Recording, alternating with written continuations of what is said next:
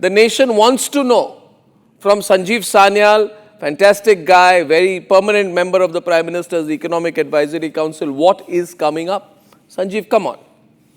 So we have just announced, just a week ago, we announced two committees headed by former Cabinet Secretary Rajiv Gaubaji. And he has been given the task over the next 12 months to radically deregulate large parts of the economy. So please watch out for this one. We have also placed something already in Parliament which is there, which relates to the Jan Vishwas bill. Not many people have read it, but actually it removes, decriminalizes some 330 odd provisions in 16 different acts. So, I mean, I just wrote about how, for example, something called legal metrology, okay?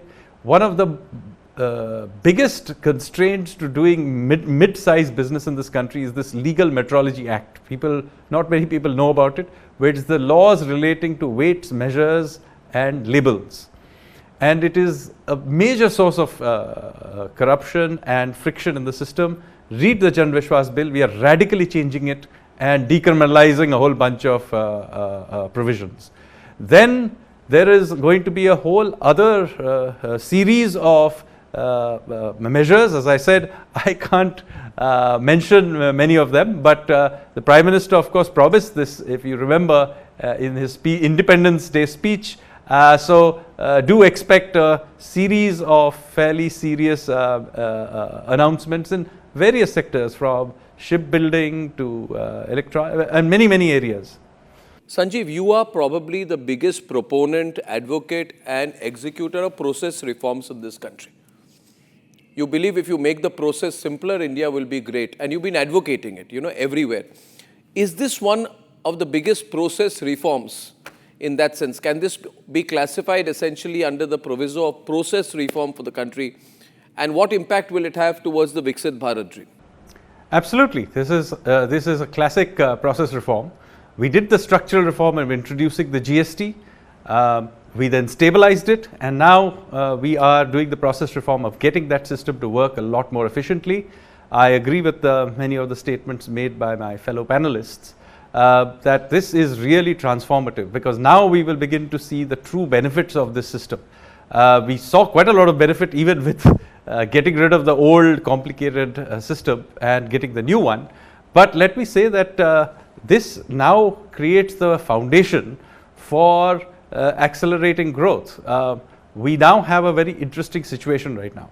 Irrespective of what the debate about Trump tariffs, etc. are, we are growing now at the fastest rate of any economy in the world, but very importantly, without inflation.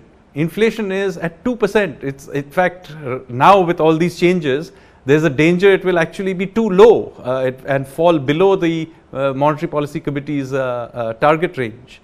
There is no external pressure at all. The current account is very well behaved. We've got just recently got an upgrade in our sovereign ratings. The banking sector is in very rude health.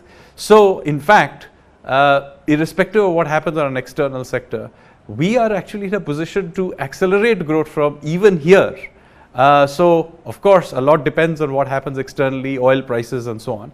But by and large, we are in a very good position to sustain growth over time. We will cross Germany in about 24 months to become the world's third largest economy, unless something very catastrophic happens. And then we will be still running faster than China or the US and so on.